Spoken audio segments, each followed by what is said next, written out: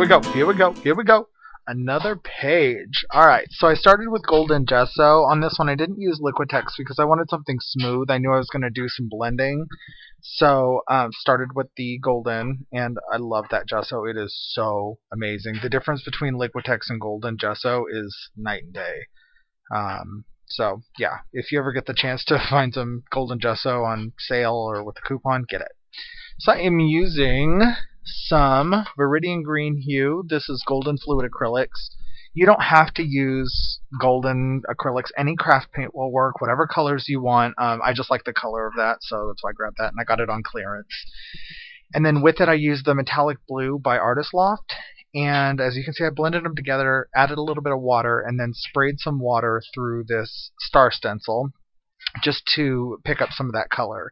And the trick with doing the water pickup technique thing with acrylic paint is make sure the paint is still fairly wet. You don't want it to be super thick. So a nice thin layer, that's why I'm using my fingers. A nice thin layer of paint that's still kind of wet, and spray it through, let it sit for about 5-10 seconds, and then blot it up with a towel. Paper towel works fine. I like to use a regular towel, that way I'm not wasting paper towels all the time. But you just keep blotting until it comes up, so the water kind of reactivates the paint a little bit. So that's the trick with that, and I really like that technique. It just gives a nice little ghosted image in the background. It's not very crisp, it's just kind of fuzzy and just, it's there but not there, so I really like that. So then when I was done with that, I decided I wanted a little bit more color, so I'm just applying the paint with my fingers, and as you can see, my fingers are a mess. I used Invisible Glove and went and washed my hands after about a minute without any pumice stone or anything, and it came right off. It was great. So good stuff. I recommend it if you're going to be finger painting. And this is Archival ink in Hydrangea with a script stamp. This stamp is an old stamp. I got it on consignment, so it's probably not available anywhere. I don't even know that it has a manufacturer on it. I shall look for you. So I just stamped that in the background. The copyright's 1982 to 1999. A Stamp in the Hand Company.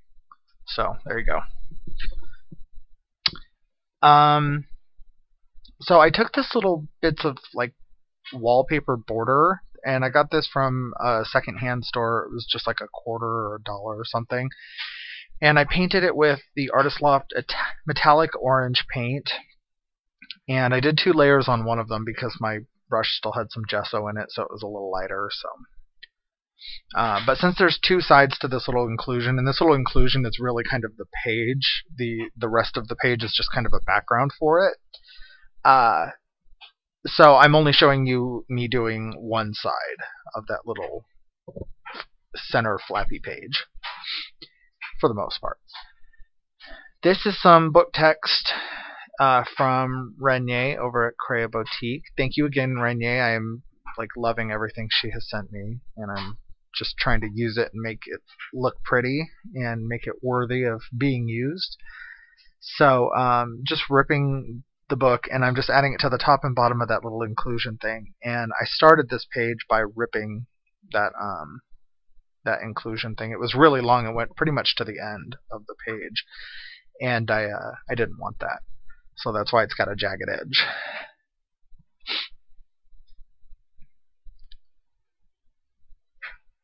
So I wanted all those straight edges gone, so they're gone.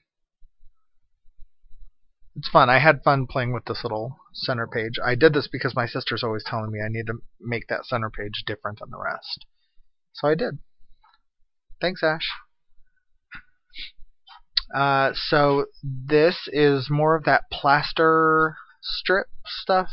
Again, I got this from Blick, and this is the part where I go in and probably ruin 2 of my ink pads, but you know, whatever, I had fun.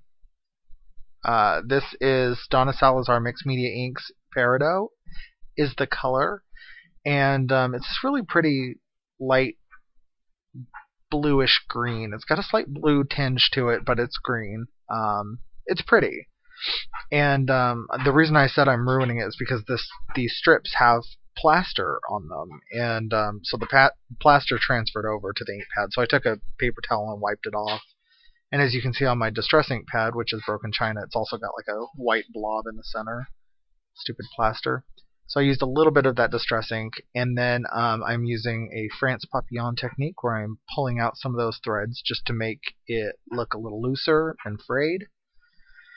And then I am going to glue those strips on right at the bottom of the top text, and then the top of the bottom text. See, you'll see what I mean. I'm just creating this little symmetrical thing. So I didn't like this bright orange just the way it was. So I took Mixed Media Inks by Donna Salazar in leather, and or if you're a fan of Working Girl, as Joan Cusack says, leather. It's $600 and it's not even leather. It's a good movie. Joan Cusack's great. So I just covered that brown ink, which is sticky because it takes a while to dry. I covered it with Stream embossing powder by Ranger and melted it, and it kind of started looking a little bit like verdigris to me on this like orange stuff. I'm like, oh, cool. So then I did another layer of the leather and added some gold, and oh, look at that. I think it's cool. Looks like some old rusted metal. So I had to trim this down because I didn't want to cover up all of the plaster. So I trimmed it down, and as you can see, there's two pieces. I told you I'm only showing you one for the most part. I figured if you see one, you could do the other. So, and I just followed the pattern to cut it out and find out where I was going to place it. So this is Mixed Media Inks, again, leather by Donna Salazar, and I went around the edges because the background is cool in color with the blues and the greens. I wanted to take a warm vintagey color to bring in the edges and then tie in that centerpiece. And so this has a little bit of red or orange undertone to it, this brown. So I figured this would be the perfect color. And as you can see, I'm just kind of smearing it around the edges and then just a little bit here and there in the middle. So that ink is great. I really love that ink. I hear they're going to be coming out with new containers because the lids don't stay on the containers. So yeah, keep an eye out for those because this ink is really incredible. The containers not so much, but the ink's great. Love playing with it. And these are Tim Holtz Chit Chat stickers, and I chose the phrase "Be crazy original."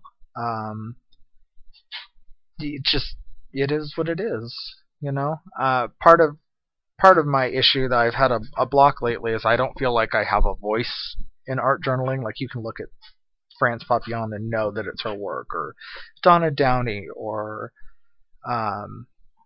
Packer Die. I mean, you can look at all these people and they have a voice, and I don't know that I have a voice.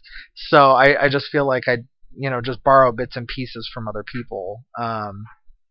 So that was kind of where this message was coming from. Was, it's okay to borrow things from people, but you need to, do it in your own way. So I think I do in this page. I really like this page. I like how it came out. I think it's pretty. I like the contrasting warm and cool colors. I like the vintagey centerpiece with that brown border, and then the cool colors in the background. So I am wrapping a key, an old key. Sorry about my head being in the way. In wire, and then I'm putting a couple of beads on it, and then just continue wrapping the wire until I'm done with the wire. So sorry I go out of frame a little bit. But this is just a coppery colored wire. It's not copper or anything. It like peeled off. So there's like a wrapper around this wire, but that's okay. It doesn't need to be anything fancy. And you'll be able to see that key a little bit more in close up in the pictures. But I'm using a little bit of Fabri-Tac and sticking that bad boy down, and there you go. This page took about an hour and a half today to create, and it's only about 9 minutes long. So I think I got it edited down pretty well. So I hope you like the page. I will talk to you all soon, and have a good week. Bye.